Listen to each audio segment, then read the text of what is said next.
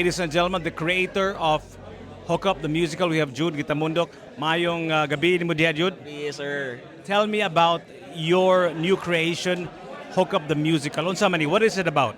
Hook Up the Musical is just like any other musical. It's a love story, but it's a love story with a message and an advocacy. We're talking about the lives of people living with HIV, among others. We're dealing with different issues of the LGBTQIA plus community, and we're doing it in a fun way. It's an advocacy, but wrapped in entertainment. Yes, I noticed you were talking about the LGBTQIA plus community.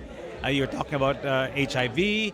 You're even dabbling in a bit of politics and religion and all interwoven with some great songs that you also created. Do you think Cebu, do you think the world is ready for Hook Up the Musical?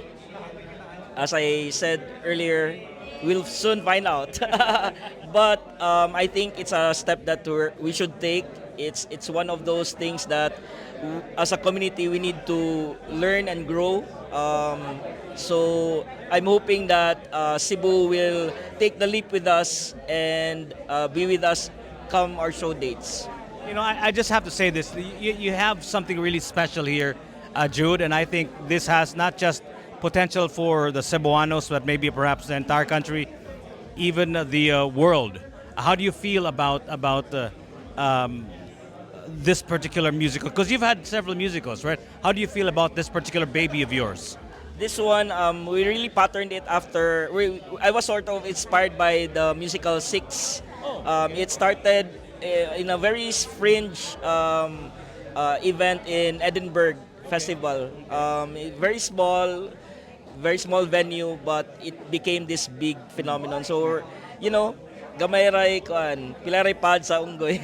We can dream.